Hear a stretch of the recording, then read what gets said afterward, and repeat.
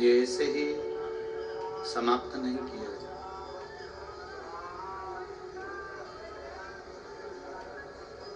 21,600 श्वास प्रतिदिन शरीर में से निकल रही है, रेगुलर चालू है।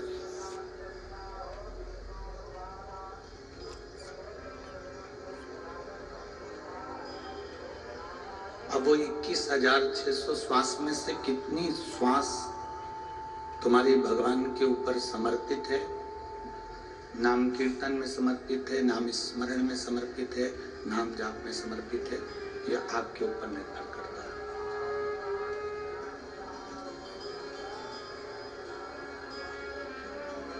इक्कीस 21,600 श्वास में से कितनी श्वास आप भगवान को दे रहे हैं। 24 घंटे में से कितना समय आप परमात्मा को दे रहे हैं।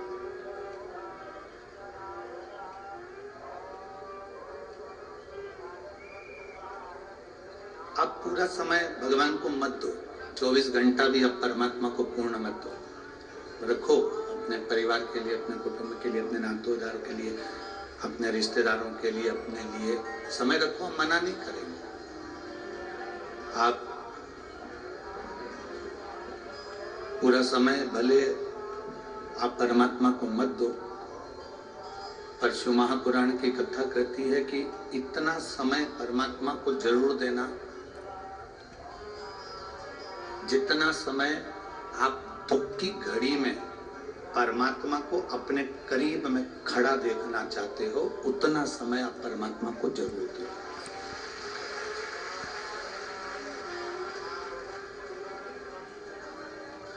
उतना समय आप परमात्मा को जरूर दीजिए। जितना समय आप परमात्मा को आपके सामने देखना चाहते हो, जितना दुख की घड़ी में आप खड़ा होना चाहते हो,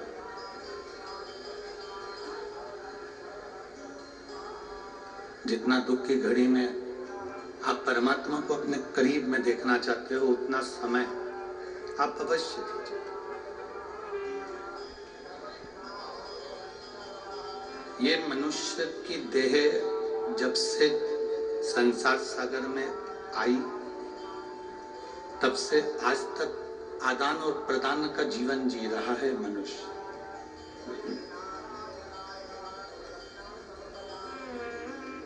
पहले का जो समय था, बहुत पहले, आप अपने पूर्वजों से स्मरण करिएगा, या उनके भी पूर्वजों ने जो समय निकाला है, या अब अगर कोई बताने वाला नहीं हो तो किताबों में पढ़िएगा।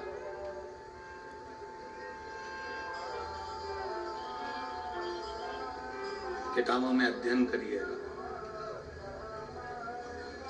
जब आप किताबों में अध्ययन करेंगे तो आपके स्मरण में आएगा कि पहले का समय और आज का समय दोनों आदान प्रदान का रहा। किसान के पास में फसल होती थी, ज्वार मक्का होती थी। किसान के पास में जो फसल होती थी वो कपड़े वाले को देता था, उससे कपड़ा ले लेता।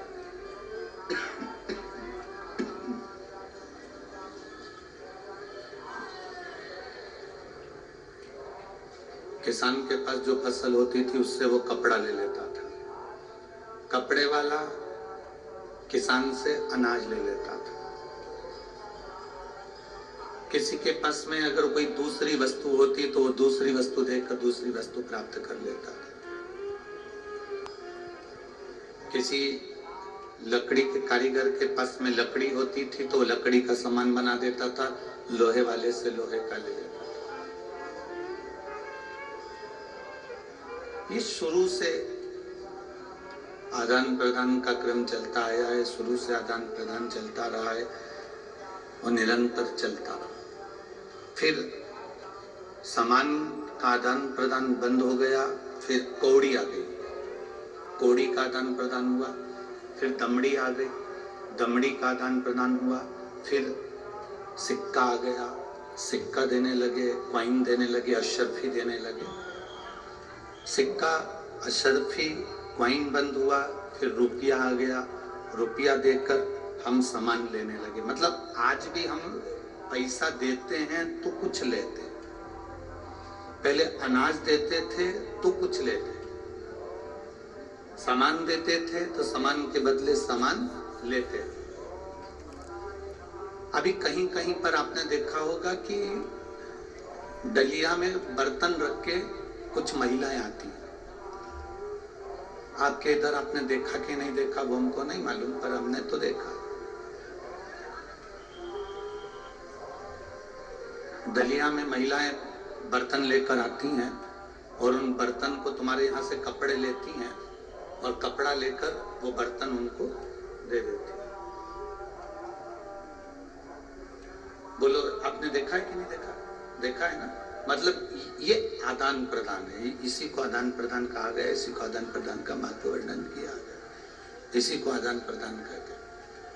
तुमने कुछ दिया, सामने वाले ने कुछ दिया, फिर तुमने कुछ दिया, सामने वाले ने कुछ दिया, फिर तुमने कुछ दिया, सामने वाले ने फिर कुछ दिया। अब जैसे सांसारिक भाषा में आदान प्रदान चलता है, उसी तरह परमात्मा के यहाँ भी आदान प्रदान चलता है।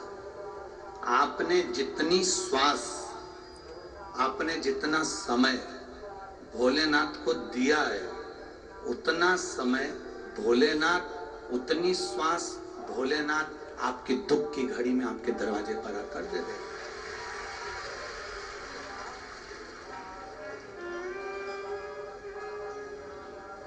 बस ये आदान प्रदान है, इसको आदान प्रदान कहा गया है। भगवान भोलेनाथ इसी को आदान प्रदान करते हैं। आपने अगर एक लोटा जल देवाधिदेव महादेव को दिया है तो महादेव ने आपकी जिंदगी में सारे सुख प्रदान कर दिए, सब दुख समाप्त। लोग कहते हैं कि गुरुजी एक लोटा जल सारी समस्या का हल है, ये एक लोटा जल ये सारी समस्या का हल है। तो एक लोटा जल चढ़ा देने पर उसका फल हमें मिलता क्यों है, क्यों प्राप्त होता? हमने देना सीखा, हमने प्रदान करना सीखा। हमने भोलेनाथ जी को एक लोटा जल दिया, अब दिया हुआ कभी खाली तो जाएगा नहीं। हमने शिव जी को अगर एक लोटा जल समर्पित करा है, भोलेनाथ जी को एक लोटा जल दिया है, भगवान शंकर को एक लोटा जल अगर हमने समर्पित करा है, तो उसका फल इस खाते में।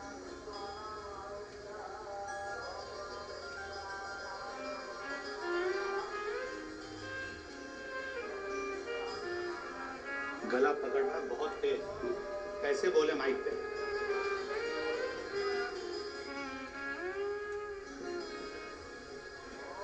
एक लोटा जल यदि हमने किसी को दिया है, एक लोटा जल यदि हम समर्पित करें तो उसका फल क्या मिलता है?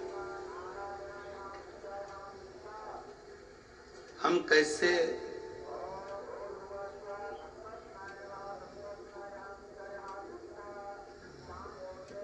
उस जल को समर्पित करते हैं और जिस भाव से हम जल को समर्पित करते हैं उसका फल हमारे खाते में आता है।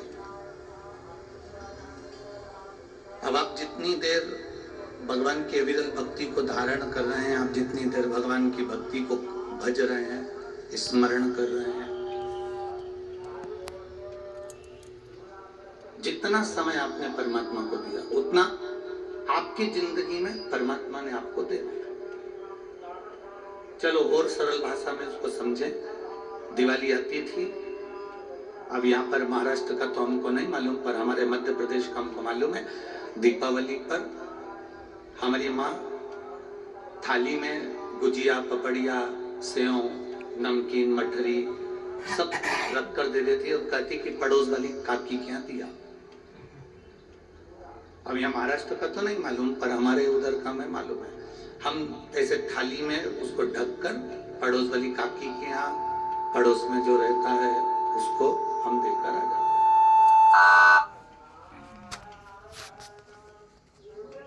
पड़ोस में जो रह रहा होता है हम उसको दे देते हैं।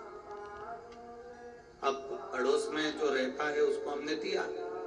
अब वो जो काकी के हम जो प्लेट भरकर सामान देकर आए ना, फिर वो काकी भी क्या करती थी, जम के तो बोलो जरा, वो भी प्लेट भरकर हमारे यहाँ भेजती। आपने देखा है कि नहीं देखा? सबने देखा है ना। ये अपना स्वयं के अनुभव से हम आपको समझाने का प्रयास करें। हमने काकी जी के यहाँ दिया तो काकी जी ने हमारे यहाँ दिया। भगवान का नाम लिया है, भगवान का नाम जाप किया है, भगवान की अविरल भक्ति धारण करी है, भगवान का स्मरण किया है, तो ये मानकर चलना कि तुमने भगवान को समय दिया है तो परमात्मा भी तुम्हें एक ना एक दिन समय निकाल कर देगा ही, ये निश्चित पक्का। से हाथ पकड़ पकड़ कर बुजुर्ग जिसकी कमर दुख झुक रही है और वो चली रही है, केवल उसको एक ललकता है, सीवर वाला महाराज के पहुंच जाऊं, कथा सुनना, मेरे को 5 मिनट बैठना। धूप नहीं देख रहे, चलचलाती हुई धूप, बाहर जितने बैठे हैं जरा देखो उनका नजारा, लोग रोडों के किनारे बैठे हुए हैं कि केवल कथा सुनो। अब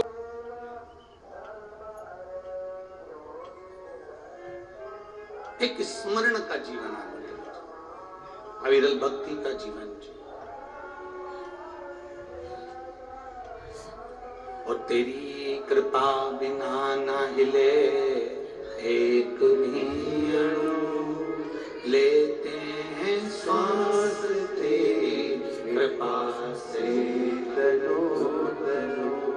हे गंगाधार मुक्ति द्वार ओंकार तू, भोले ओंकार तू, आयो शरण तिहार शंभो तार तार। बखान क्या करूं मैं आंखों के डेरे का, चपटी बबूत में खजाना कुबेर का। हे गंगाधार मुक्ति द्वार ओंकार तू, भोले ओंकार तू, आयो शरण तिहार शंभो तार तार तू। उसका भजन खाली नहीं जाए, उसका नाम जाप खाली नहीं जाए, उसका मंत्र जाप खाली नहीं जाए। आप जो जपते हो उसका फल मिलता जरूर। अब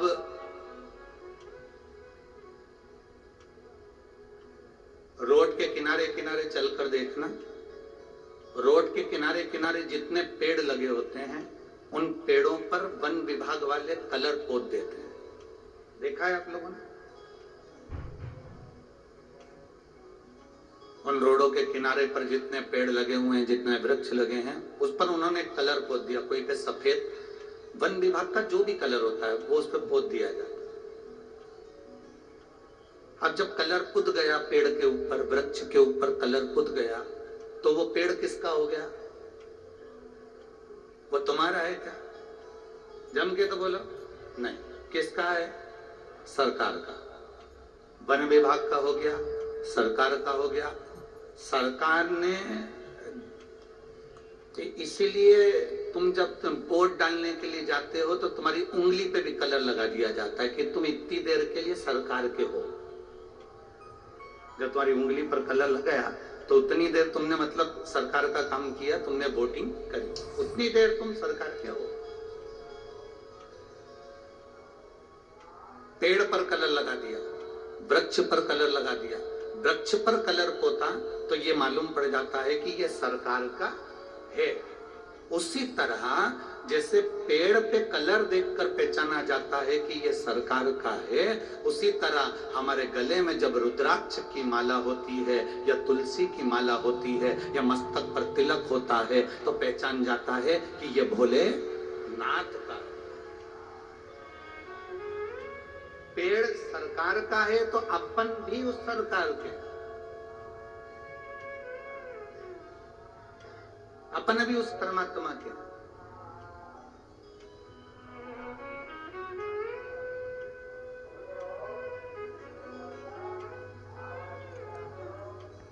और जब अपन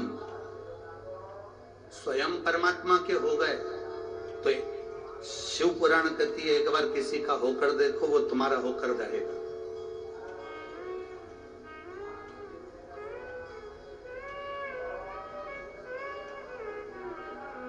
एक दरवाजे पर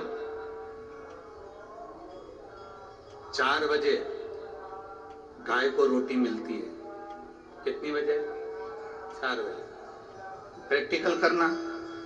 सियोर वाला महाराज झूठ तो नहीं बोल रहा है, प्रैक्टिकल करते रहना चाहिए, प्रैक्टिकल करने में पीछे नहीं आए। एक गाय माता को, गौ माता को 4 बजे दरवाजे पर रोटी मिलती है। गौ माता कहीं पर भी घूमती रहेगी पर 4 बजे वहां पर पहुंच जाए।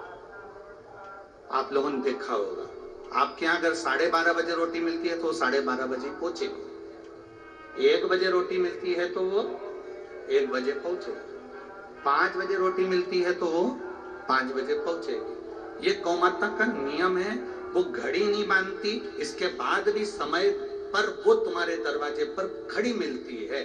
क्यों? क्योंकि तुमने उसको रोटी दी तो वो अपना कर्जा चुकाने के लिए, अब वहां दरवाजे पर रोटी मिले चाहे ना मिले, वो 4 बजे आकर खड़ी हो गई। उसने तुम्हारे घर की ओर मुख करा, तुम्हारे घर की ओर देखना प्रारंभ करा। अब तुम समझ रहे हो कि वो 4 बजे उसको रोटी मिलती थी तो वो 4 बजे रोटी लेने के लिए आई है। ना ना ना, वो अपना कर्जा चुकाने के लिए आई है। 4 बजे आके वो तुम्हारे दरवाजे पर खड़ी हो जाती है। शास्त्र कहता है गौ माता का मुख जिस दरवाजे की ओर होता है और गौ माता दरवाजे की ओर खड़े होकर जितनी देर श्वास लेती है उतनी देर घर में जो नेगेटिवता रहती है, जो दुख, जो तकलीफ, जो कष्ट रहता है, गौ माता उसको श्वास के माध्यम से खींच लेती है। अब तुमको क्या लग रहा है कि वो 4 बजे रोटी मिलती थी इसलिए वो 4 बजे आ गए, 5 बजे रोटी मिलती थी तो 5 बजे आ गए। तुम भले रोटी मत दो, वो 4 बजे आके खड़ी होकर अपना कर्जा अदा करेगी, अपना कर चुकाएगी, अपना जो फर्ज है वो पूर्ण करेगी, अर्थात तुम्हारे घर के दुख